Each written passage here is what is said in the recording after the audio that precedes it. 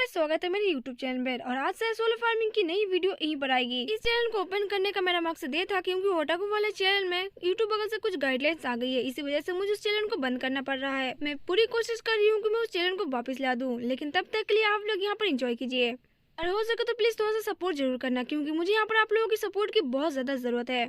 तो चलो अब वीडियो को स्टार्ट करते हैं। तो पिछले वीडियो में हमने देखा था ऑरेन ने जिस चाबी को गॉब्लिन के बैग से ले लिया था, उस चाबी को यूज करके थियो, सेजून और लोना एक दरवाजा ओपन करते हैं और दरवाजा ओपन करने के बाद उसे एक छोटी सी चीज मिलती है जो कि एक प्राणी होती है, लेकिन उनका उसे नाम नहीं पता था। अब ये छोटा दिखने वाला चीज जो कोई भी था, वो सेजून, थियो और लोना को देख के थोड़ा सा हैरान होता है। वो उनसे जाके पूछता है कि तुम लोग कौन हो। उसे अब तक लग रहा था कि इस दरवाजे की चाबी उसके मालिक गॉब्लिन ने खोला था, लेकिन आज से पहले इसने आज तक ऐसे अनजान लोगों को कभी नहीं देखा। वो उसे पूछता है कि तुम लोग कौन हो और उसका मालिक गॉब्लिन कहाँ पर है और क्या सेजून ने इसके दरवाजे को ओपन किया है और सेजून क्या उसका नया मालिक है। तब सेजून उस छोटी सी चीज को देखते हुए कहता है कि मेरा नाम सेजून है और मैंने इस दरवाजे को ओपन किया है। वैसे तुम मुझे बताओ कि तुम हो कौन और तुम यहाँ पर कर क्या रही हो। अब सेजून के सवाल को सुन के वो बड़े कान वाला चूहा जैसे दिखने वाला जो कुछ भी था, वो सेजून से कहता है कि ये तो बहुत स्ट्रेंज क्वेश्चन है। मैं हूँ एक गोल्डन बटबट और मैं यहाँ पर वेट कर रही हूँ ताकि मेरा मास्टर यहाँ पर आए। तब थियो ये बात सुनकर अपना नाक बंद करते हुए उसके पास जाता है। उसे कहता है कि गोल्डन बट, लेकिन तुम्हारे पास गोल्ड कहाँ पर है? तुम तो बहुत ज्यादा गंदा दिख रहे हो। वैसे बताओ तुमने आज से पहले कब नहाया था? तब वो बटबट उससे कहता है कि नहाना ये क्या होता है। अब इसकी बात सुन के थियो के तो कानी बहरे हो जाती है। अपना नाक बंद करते हुए थोड़ा सा दूर भागता है। उसे कहता है कि सेजून देखो, ये तो बहुत ज्यादा घिनौना है। सेजून इसकी बात सुन के थोड़ा सा परेशान हो जाता है और वो बटबट से पूछता है कि तुम मुझे बताओ कि तुम कब से यहीं पर ट्रैप हो। वो बटबट कहता है कि ये मास्टर तो बहुत ज्यादा अजीब है, मैं यहीं पर पैदा हुई हूँ और यहीं पर बड़ी हुई हूँ। लेकिन फिर वो अपने पास से कुछ निकालने लगती है और वो कहती है कि मेरे न्यू मास्टर के लिए मेरे पास एक गिफ्ट है। मैंने इसे अपने न्यू मास्टर को इम्प्रेस करने के लिए रखा था। मुझे ये चीज मेरे गोब्लिन मास्टर के पास से मिली थी। मुझे ये चीज मेरे गोब्लिन मास्टर के हाथों से मिली थी और मुझे काफी ज्यादा टेस्टी लगा, इस वजह से मैंने इसको सेव करके रख लिया था। देखते हैं कि वो अपने पास से एक सड़ा हुआ आम निकाल के देती है, जिसे देखकर सेजून और बिल्ले, थियो के साथ साथ लोना भी हैरान हो जाती है और वो सब अपना नाक बंद कर लेते हैं और कहते हैं कि ये क्या चीज है। अब बटबट उस फ्रूट को दिखाते हुए कहती है कि ये तो एक फल है, ये जो काफी ज्यादा डिलीशियस है, मैंने इसे बचा कर रखा था तुम्हारे लिए। तब सेजून से घबराते हुए कहता है कि अगर तुम इसे खाओगी तो तुम बीमार पड़ जाओगी, क्या तुमने इससे पहले ऐसा भी चीज खाती थी? तब इस बात को सुनकर वो बटबट रोने लगती है और कहती है कि लेकिन ये तो मेरा खजाना था और मैंने इसे बचा के रखा था ताकि मैं रिवॉर्ड के तौर पर तुम लोगों को दूं और ये काफी ज्यादा डिलीशियस है। तब सेजून से कहता है कि तुमने अपना नाम बटबट बताया। सबसे पहले बटबट हम लोग यहाँ से निकलते हैं क्योंकि ये जगह रहने लायक नहीं है। तब बाहर जाने का नाम सुनकर बटबट थोड़ी सी हैरान हो जाती है और सेजून से रोते हुए कहती है कि लेकिन मास्टर स्क्रैम यानी कि गॉब्लिन ने उसे कहा था कि बाहर की दुनिया बहुत ज्यादा खतरनाक है और वहाँ पर डरावने लोग रहते हैं, इस वजह से उसे कभी बाहर जाने नहीं दिया गया है। अगर मेरी जैसी कोई छोटी चीज बाहर गई तो बाहर के जो मॉन्स्टर होंगे वो मुझे कच्चा ही चबा जाएंगे और मैं तुरंत ही खत्म हो जाऊंगी, इस वजह से मुझे बाहर जाने नहीं दिया जाता और न ही मैं जाना चाहती हूँ। तब सेजून से कहता है कि देखो ये डिपेंड करता है माहौल के तौर पर, ऐसा जरूरी नहीं है कि बाहर की हर चीज खतरनाक हो सकती है। बाहर काफी सारे अच्छे लोग हैं और बाहर काफी ज्यादा ऐसी चीज है जो तुम देखना पसंद करोगी और खतरे के बारे में ज्यादा मत सोचो। स्क्रैम यानी कि गोब्लिन ने तुमसे झूठ बोला था। तब ये बात सुन के बेचारे का दिल टूट जाता है और उसके हाथ में जो खजाना था वो भी छूट जाता है। तभी यहाँ वो लोना सामने आती है और अपना हाथ बढ़ाते हुए बटबट से कहती है, बटबट ये छोटी सी दुनिया काफी ज्यादा छोटी है और यहाँ पर बहुत ज्यादा डार्कनेस है यानी कि अंधेरा है और ये जगह रहने के लायक बिल्कुल नहीं है। यहाँ पर रहना वक्त का जाया हो सकता है। बाहर की दुनिया काफी ज्यादा खूबसूरत है। अगर तुम मेरे साथ बाहर जाओगी तो मैं तुम्हें अच्छे से फ्रेश फूड और बहुत सारे अच्छी खाने की चीज दूंगी।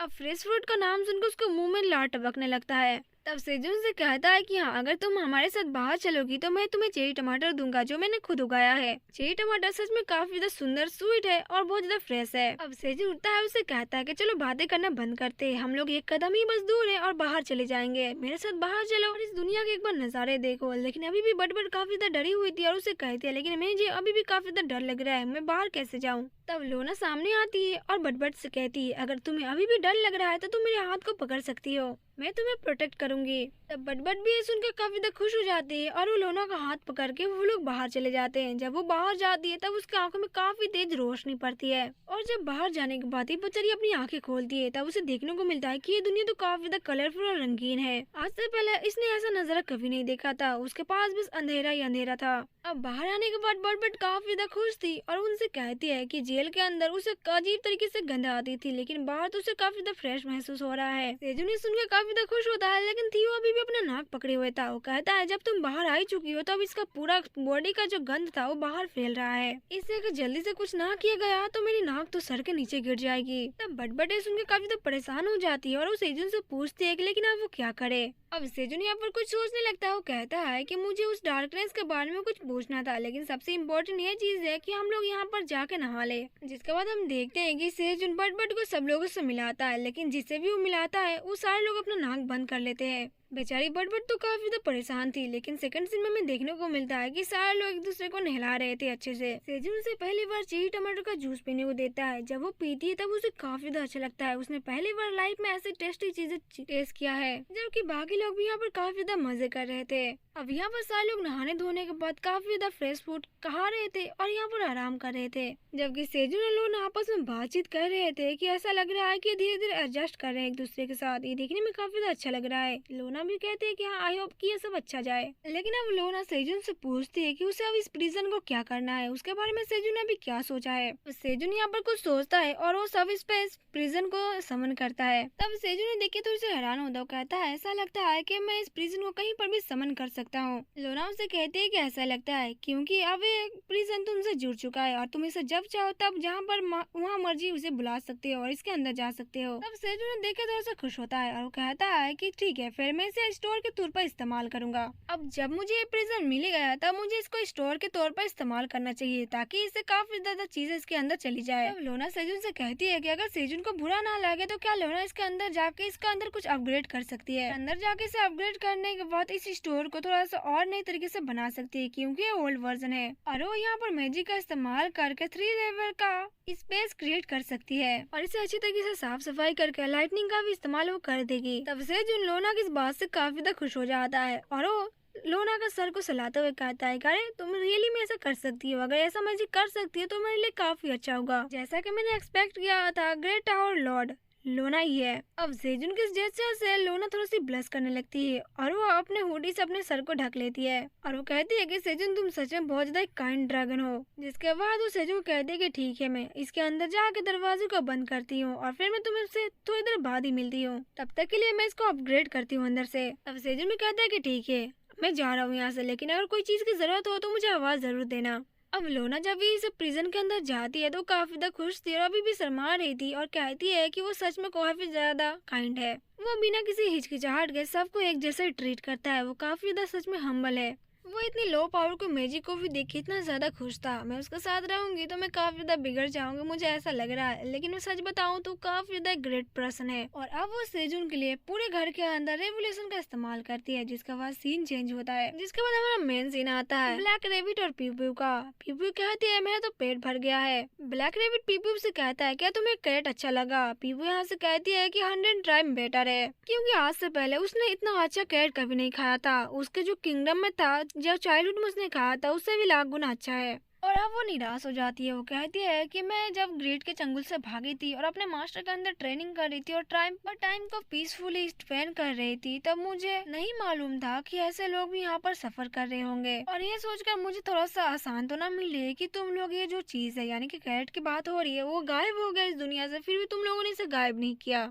बल्कि इस गायब हुई चीज को तुम लोगों ने फिर से उगाया और इसको गौरव में रखा। मुझे तुम लोगों के ऊपर प्राउड फील हो रहा है, लेकिन मुझे उतना ही खुद का ऊपर सेम फील हो रहा है। तब इसकी बात सुनकर ब्लैक रेबिट थोड़ा सा हैरान हो जाता है और उससे कहता है प्रिंसेस आपको ऐसा नहीं सोचना चाहिए था। आप तो ग्रीड के अगेंस्ट फाइट कर रही थी और दूसरे लोगों को प्रोटेक्ट कर रही थी, और वैसे ही तुम धीरे धीरे काफी ज्यादा बड़ी हो गई हो, तो अपने आप पर ब्लेम मत करो। तब ये बात सुनकर पीपू खुश हो जाती है और वो ब्लैक रेबिट से कहते हैं कि तुम्हारा बहुत बहुत शुक्रिया, तुमने ऐसा सोचा। लेकिन एक रॉयल होने के नाते मैंने अपने लोगों को काफी ज्यादा इग्नोर किया और उनके सर्वाइवल में मदद नहीं कर पाई। रेड रिबन किंगडम के प्रिंसेस होने के नाते मुझे उन लोगों का रिस्पॉन्सिबिलिटी लेनी चाहिए थी अपने ऊपर, और इससे कोई भी फर्क नहीं पड़ता था कि मुझे इसके लिए क्या प्राइस चुकाना पड़ता। तब ब्लैक रेबिट इसकी बात सुन के अपनी कहानी बताने लगता है। वो कहता है कि देखो मैं यहाँ पर 99 फ्लोर पर पैदा हुआ हूँ और मुझे रेड रिबन किंगडम के बारे में कुछ भी नहीं मालूम। सच कहूँ तो आज तक मैंने रेड रिबन किंगडम के बारे में अपने माँ बाप से ही सुना है, अपने भाई बहनों से सुना है, लेकिन मेरे मॉम डैड जो भी कहते थे मैं उनको फील कर सकता था और उनके फीलिंग को देख के मैं ये फील कर सकता हूँ कि उन लोगों ने क्या खोया है, और यहाँ पर मैं तुमको देखकर ये भी कह सकता हूँ और मैं महसूस कर सकता हूँ कि तुमने भी बहुत कुछ खोया है प्रिंसेस।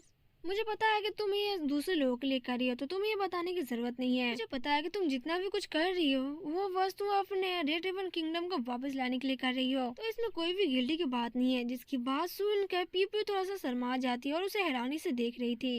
लेकिन तब ब्लैक रेबिट उससे कहता है कि प्रिंसेस आप अपने काम को करते रहिए, आपको जरूर इसमें मुकाम मिलेगी। और वो अपने घुटनों को बल बैठ जाता है और कहता है कि मैं हूँ ब्लैक रेबिट, लेकिन मेरा रियल नाम बायक है। मैंने सुना है कि जो वॉरियर रेबिट होते हैं वो नाइट होकर प्रोटेक्ट करते हैं किंगडम को। मैं ग्रेट से लड़ाई करके रेड रिबन किंगडम को तुम्हें राजकुमारी को देना चाहता हूँ, जिससे राजकुमारी खुश हो जाए। वो अपना हाथ बढ़ा के कहता है पीपू से, क्या तुम अपने रेड रिबन किंगडम के लिए मुझे एक नाइट के रूप में स्वीकार करोगी प्रिंसेस? और पीपू भी ये बात के लिए मान जाती है और यहाँ पर वो दोनों काफी नजदीक आ जाते हैं। अब ये दोनों यहाँ पर किस करने ही वाले थे, लेकिन यहाँ पर कबाब में हड्डी यहाँ पर कैंग आ जाता है। उनसे कहता है कि तुम दोनों यहाँ पर क्या कर रही हो। अब ये दोनों तो घबरा के दूर हो जाते हैं और ब्लैक रेबिट उसे शर्माते हुए कहता है कि भाई तू यहाँ पर कब से था और कब से हमें यहाँ पर देख रहा है। तब कैंग उनसे कहता है कि तुम लोग तो काफी स्लो है मुझे देखने में, जबकि यहाँ पर वो छोटा सा पौधा चिल्ला रहा था कि प्रोटेक्ट करो नाइट को। जबकि यहाँ पर कैंग उनसे चिल्लाते हुए कहता है कि सबसे इम्पोर्टेंट बात ये है कि हमें यहाँ से जल्दी जाना चाहिए, क्योंकि तुम दोनों को सारे लोग ढूंढ रहे हैं। क्यों बतख वाला पेड़ बेचारा जोर जोर से चिल्ला ही रहा था कि लोटस कैट को प्रोटेक्ट करो, लोटस वुल्फ को प्रोटेक्ट करो, नाइट को प्रोटेक्ट करो, कुछ भी। और कैंग उसकी मुंडी को दबाते हुए कहता है ग्रीड को हराने से पहले 67 फ्लोर पूरी तरीके से डिस्ट्रॉय हो सकती है, इसलिए यहाँ से जल्दी चलो। अब ये लोग काफी हैरान थे और दौड़ते हुए सीजन के पास आते हैं। अब यहाँ पर ब्लैक रेबिट और पीपू जैसे आते हैं तब वो लोग देख के हैरान हो जाते क्योंकि यहाँ पर सारे लोग इकट्ठा हो रखे थे और वो उससे पूछता है कि ये लोग यहाँ पर कर क्यों रहे हैं। अब यहाँ पर सिल्वर रूप सेजुन से पूछता है लेकिन सब लोग आ गए, लोना कहाँ पर है? तब सेजुन से कहता है कि लोना अभी किसी और काम में बिजी है और अगर ये मैजिक टावर को लेकर है तब तुम लोग पीपू से बात कर लो। अब सिल्वर यहाँ पर पीपू से कहता है कि जैसे कि मैंने सेजुन से कहा है कि 67 फ्लोर पर लोटस ने अपने रंग को चेंज करके पर्पल कलर की हो गई है और जो ब्रेड ग्रीन अनियन है वो पूरी तरीके से काम नहीं कर रही है पॉइजन के ऊपर, और यहाँ पर हम बुरी तरीके से पीछे की ओर हारते जा रहे हैं। पीपू इसकी बात सुन के हैरान हो जाती है और कहती है कि जैसा कि मैंने एक्सपेक्ट किया था ये इससे ज्यादा तेजी से फैल रहा है। सिल्वर सेजुन से कहता है कि लेकिन एक बात है,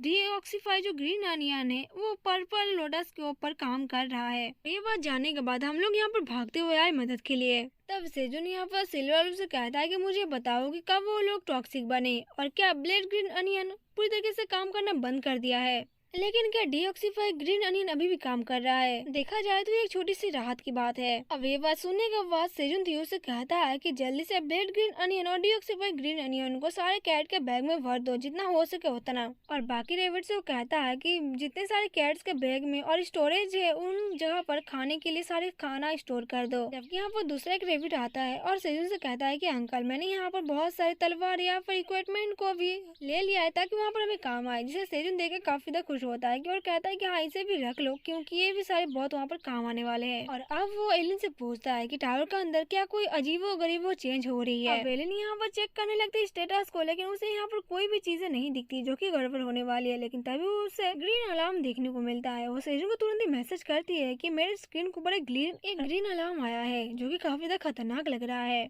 तब एलिन उसे बताती है कि हाँ 67 फ्लोर पर जो जेविल फ्रॉग और नेविया फ्रॉग है उन दोनों का आपस में बीच में लड़ाई हो चुकी है। तब सेजु ने सुन के बहुत ज्यादा हैरान होता है और वो कहता है ये तो वही फ्लोर है ना जहाँ पर रेड लोटस अभी है। तब यहाँ पर एलिन से कहती है कि हाँ वही जगह है। इसलिए अब एलिन सेजु कहती है कि वो मिड लेवल एडमिनिस्टर के अप्रोक्स में है, इसलिए तुम अगर वहाँ पर जाओगे तो तुम यहाँ पर 30 सेकंड में ट्रांसफर कर दिया जाएगा 67 फ्लोर पर। लेकिन जाने से पहले तुम अपने साथ अपने सबऑर्डिनेट को भी ले जा सकते हो। इसलिए अब सेजु से कहती है कि तुम चूज कर लो कि तुम अपने साथ किस किस को लेके जाओगे। अब सेजुन उनको देखने लगता है, लेकिन एलिन बताती है सेजुन को कि इस बार वो सेजुन की कोई भी मदद नहीं कर पाएगी। उसके दादाजी भी कोई काम में किस कंडीशन की वजह से बिजी है और इसी वजह से वो भी मदद नहीं कर पाएंगे और ये लास्ट टाइम के मुताबिक कुछ ज्यादा अलग होगा। इसलिए क्या सेजुन इस लोटस को अकेले हैंडल कर लेगा और क्या सेजुन इस चीज के लिए तैयार है क्योंकि ये टावर के आउटसाइड का है। और लास्ट टाइम की तरह अगर इस बार भी इसका ड्रैगन हार्ट बढ़ जाएगा तो शायद से कुछ कर सकती थी, और अगर बाई चांस कुछ ऐसा भी हुआ तो किसी भी मॉन्स्टर को खत्म नहीं कर सकती क्योंकि वो 99 फ्लोर पर अलग जगह पर है और 99 फ्लोर के मॉन्स्टर काफी स्ट्रॉन्ग होते हैं। तो क्या ये सब सेजुन के लिए आसान होगा? जबकि यहाँ पर सेजुन काफी रिलैक्स लग रहा था। उसे कहता है कि मैंने तुम्हें पहले भी कहा था कि तुम्हें चिंता करने की ज्यादा जरूरत नहीं है, ये दुनिया मेरी असल दुनिया से काफी अलग है। मैं यहाँ पर आया, मैंने अपनी खेती किया और अपने